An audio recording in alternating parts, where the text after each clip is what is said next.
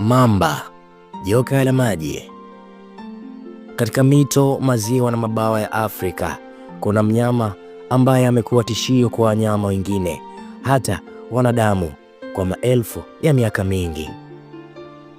Mamba, mjanja wa maji, mwenye nguvu na uvumilivu wa hali ya juu, ni miongoni mwa viumbe wa ajabu wanaotawala maji barani Afrika. Kupitia makucha yake makali na taya zenye nguvu, mamba amekuwa mmoja wa wawindaji hatari zaidi duniani. Aina ya maisha yake huko majini. Mamba ni jamii ya Crocodilidae na wanapatikana katika maeneo mbalimbali duniani. Afrika ina spishi maarufu zaidi, Crocodylus niloticus, mamba wa Nile, ambaye anaweza kufikia urefu wa zaidi ya mita 5 na uzito wa kilogramu 900. Mamba wana ngozi ngumu yenye magamba yanayowasaidia kujikinga dhidi ya maadui. Macho na pua zao ziko juu ya kichwa, jambo linalowaruhusu kuonekana kidogo wanapoelea kwenye maji huku wakivizia mawindo yao. Hawa ni wanyama damu baridi, hivyo wanapenda kujipumzisha juani ili kupata joto linalowezesha kuendesha mfumo wao wa mwili. Wanaweza kuishi zaidi ya miaka 70, na katika kipindi chote cha maisha yao hubaki kuwa wawindaji wenye ujuzi mkubwa. Mbinu na uwindaji. Mamba si wawindaji wa kasi, lakini ni wakatili na wenye subira.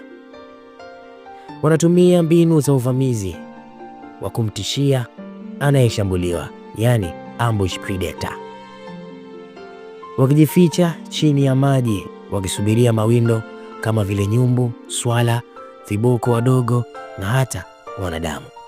Hutumia taya zenye nguvu zinazoweza kufunga kwa mgandamizo wa zaidi ya kilogramu 3500 kwa sentimita ya mraba, nguvu zaidi kuliko simba au shaki. Mara baada ya kumkamata mnyama, mamba humzamisha ndani ya maji kwa mbinu inayojulikana kama death lorry, ambapo huzungusha mwili wake kwa kasi ili kuua mnyama na kurarua nyama vipande vipande. Uzazi na malezi ya mamba. Tofauti na wanyama wengine wa damu baridi, mamba ni wazazi wenye kujali. Jike wa mamba hutaga mayai kati ya 30 hadi 100 kwenye mchanga au nyasi kando ya maji. Baada ya kipindi cha takriban siku 80, mayai huanguliwa na mama mamba huwasaidia watoto wake wadogo kuingia majini kwa mara ya kwanza. Watoto hawa, licha ya kuwa na mbinu za kujilinda, hukumbwa na hatari nyingi kutoka kwa ndege, samaki wakubwa na hata mamba wakubwa ambao huwala wenzao wadogo. Ni wachache tu wanaofanikiwa kufika utu uzima. Mamba na binadamu. Kwa karne nyingi, binadamu wamekuwa na uhusiano tata na mamba. Katika baadhi ya tamaduni, mamba huonekana kama viumbe wa heshima na hofu, wakihusishwa na imani za kichawi au nguvu za miungu. Hata hivyo, wanadamu pia wamekuwa tishio kubwa kwa mamba kupitia ujangili na uharibifu wa mazingira yao. Ngozi ya mamba inahitajika sana kwa utengenezaji wa bidhaa za ngozi kama mikanda, viatu na mabegi, jambo linalochochea uwindaji haramu wa viumbe hawa. Licha ya sura yao ya kutisha, mamba hawa wana mchango mkubwa katika mfumo wa ekolojia. Wao hudhibiti idadi ya wanyama wa maji kwa kuwinda walio wengi, kusaidia kuweka uwiano wa mazingira. Pia wanapokula mizoga husaidia kusafisha mito na maziwa, hivyo huzuia magonjwa kuenea.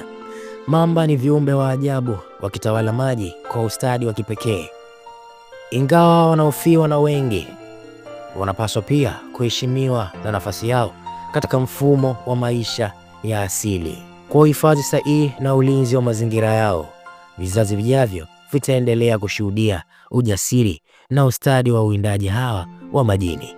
Ulikuwa na mimi msimulizi wako Romy Michael. Usiache kusubscribe na kushare. Pia dondosha komenti yako ili huwe wa kwanza kupata makala yajayo.